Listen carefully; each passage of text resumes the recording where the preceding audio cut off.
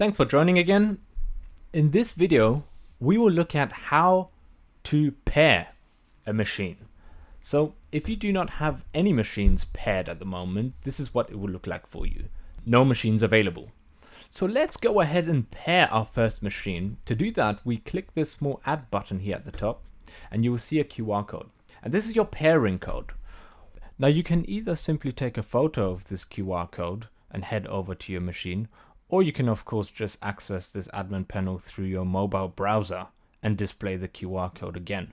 Once you're ready, you can head over to your machine, and you may have already noticed that your machine would be of course offline once you first switch it on.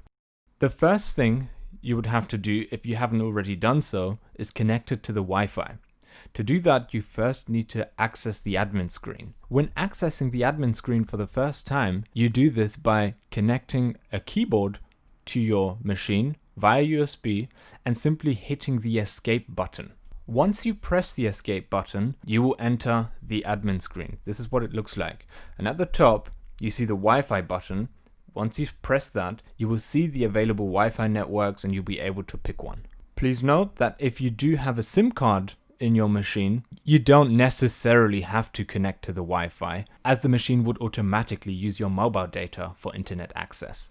Once connected to the internet, you can pair your machine using this QR code that you would have just retrieved from your admin console.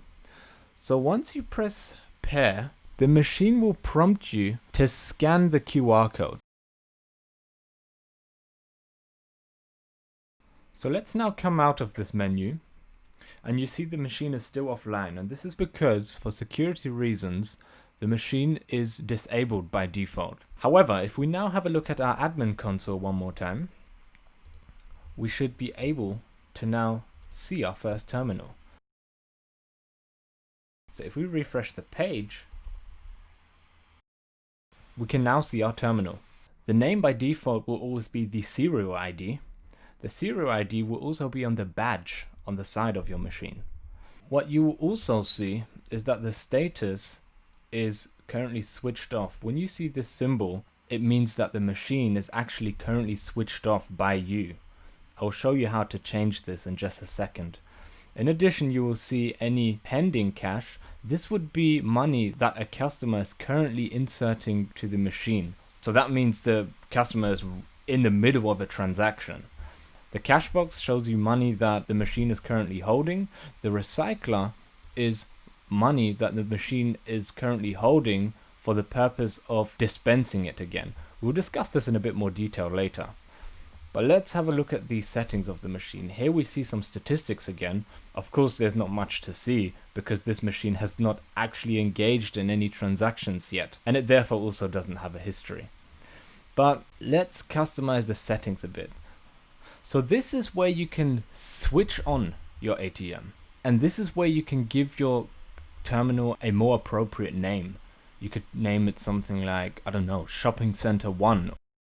Down here, it's asking me to select a configuration, and I currently do not have a configuration. This is why I will not be able to amend anything. I cannot turn this terminal on before I actually have a valid configuration. And we will talk about configurations in another video where we will be setting up an entire set of a configuration which we will later be able to assign to terminals.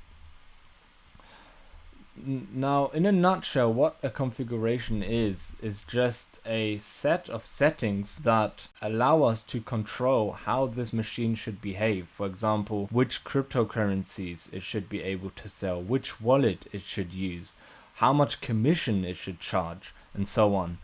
It would be very tedious to configure each machine individually, because if you have, say, 20 machines, it could quickly become annoying to apply the same settings to all 20 machines and then having to each time go in there to apply the same settings over and over again. This is why you can just create one configuration and assign it to your terminals that should have this configuration.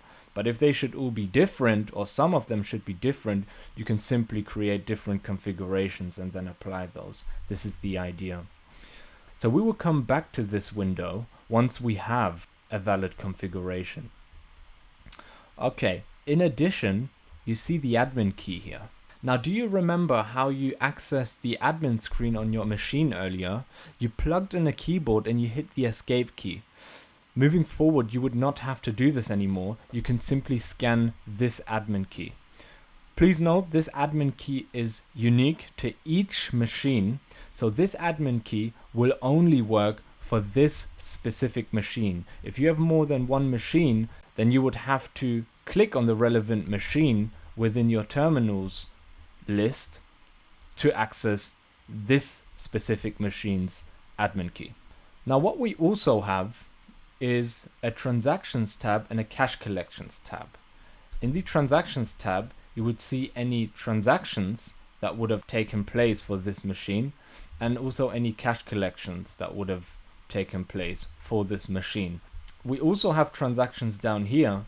The difference is just that in this screen, you would be able to see all transactions across all terminals. So if you had more than one terminal, this would be a collection of all transactions, whereas this screen under the terminal menu will only show you transactions for this specific terminal. Okay, in the oncoming videos, we will now connect a wallet and also set up a configuration that uses this wallet so that we can then finally switch on our machine and do our first test transaction. Hope to see you in the next video.